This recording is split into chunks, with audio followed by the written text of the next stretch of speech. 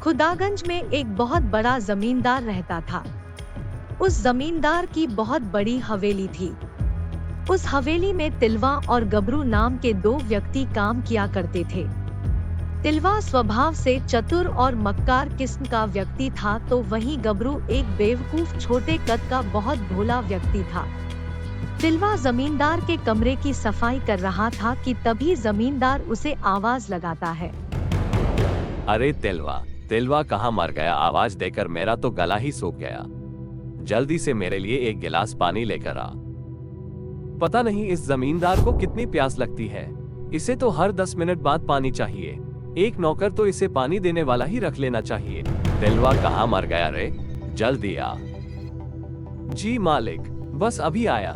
तिलवा तुरंत एक गिलास पानी लेकर जमींदार के पास पहुंच गया, मगर उसने देखा जमींदार पानी पी रहा था। मालिक, जब आपके पास पानी था तो आपने मुझसे क्यों मंगाया? बेवकूफ कहीं के, तुझे आवाज लगा लगा कर मेरा गला सूख गया। मुझे फिर गबरू को आवाज लगानी पड़ी। तिलवा गबरू को गुस्से से देखता हुआ बड़बड़ाता हुआ वहां से चला गया। वह अंदर ही अंदर गबरू से बहुत जलता था। इस कपूत ने तो मेरा जीना हराम कर रखा है। हमेशा मुझे जमींदार के सामने बेइज्जत करने का बहाना ढूंढता रहता है। एक बार मौका मिला तो इसे अच्छा सबक सिखाऊंगा।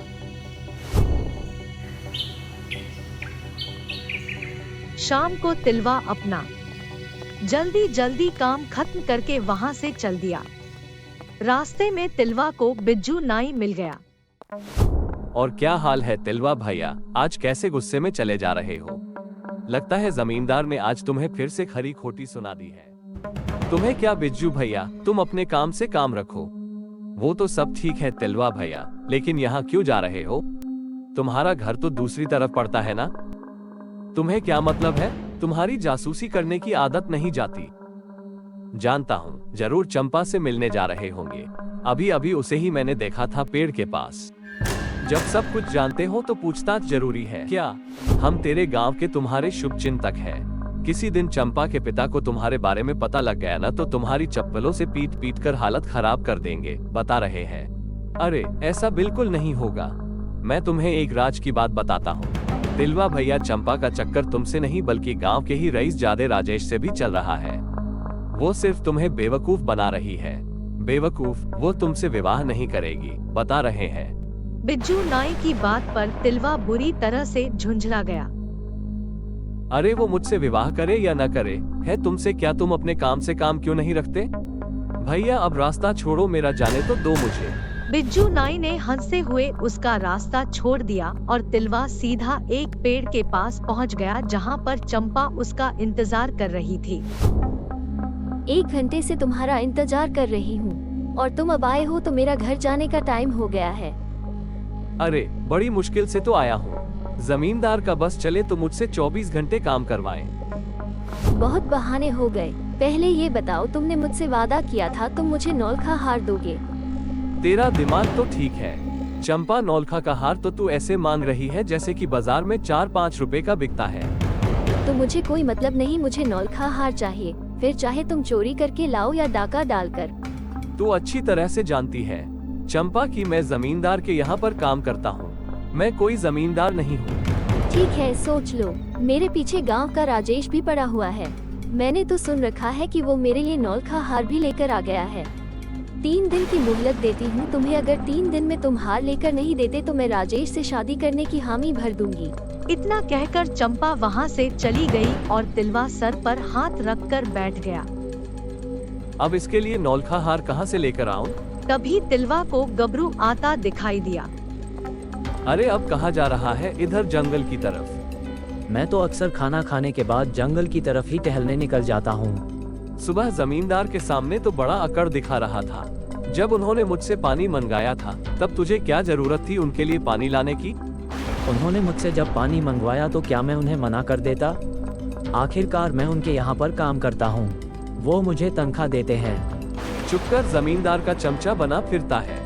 भगवान ने तो तुझे न शक्ल दी न ही सूरत। एक तो तू काला, ऊपर से नाटा भी। पता नहीं जमींदार ने तुझमें ऐसा क्या देख लिया जो तुझे काम पर रख लिया है। तिलवा की बात सुनकर गबरू उदास हो गया। अगर भगवान ने मुझे ऐसा बनाया है तो इसमें मेरी क्या गलती है? तिलवा, भगवान कोई भी चीज़ बुरी नहीं बनाते और ज़मींदार ने मुझे मेरी ईमानदारी और मेहनत देखकर काम पर रखा है। तो तू कहना चाहता है कि मैं ईमानदार नहीं हूँ? मैंने ऐसा तो नहीं कहा।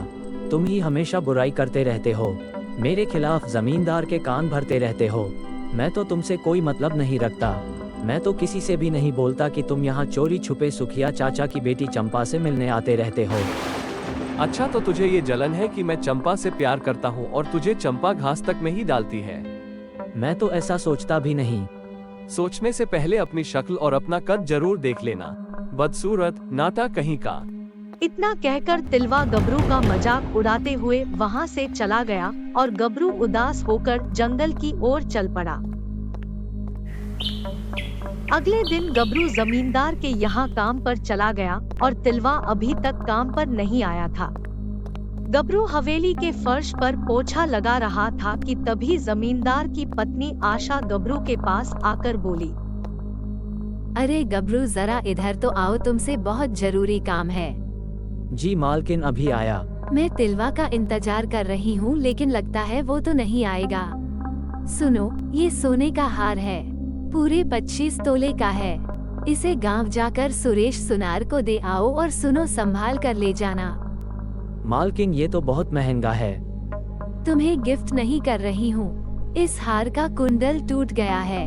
मैंने सुरेश से बात कर ली है, उसको बोल दिया है कि तुम्हें भेज रही हूँ मैं। इतना कहकर जमींदार की पत्नी वहां से चली गई और तिलवा ये सब कुछ चुपके से देख रहा था। तभी जमींदार के चीखने की आवाजें आने लगी। तिलवा कहाँ मर गया? तू जल्दी से मेरे लिए एक गिलास पानी लेकर आ। मगर तिलवा ने उसकी बात को अनसुना कर दिया, क्योंकि तिलवा जानता था कि कुछ देर बाद जमींदार गबरू को आवाज लगाएगा और तिलवा के दिमाग में कुछ और ही चल रहा था। आगे देखेंगे कि वो सोने का हार कहाँ गायब हो गया और जमींदार ने गबरू के साथ क्या किया। आगे की अनोखी एवं रोमांचक कहानी को देखने के लिए चैनल को लाइक, शेयर और सब्सक्राइब जरूर करें।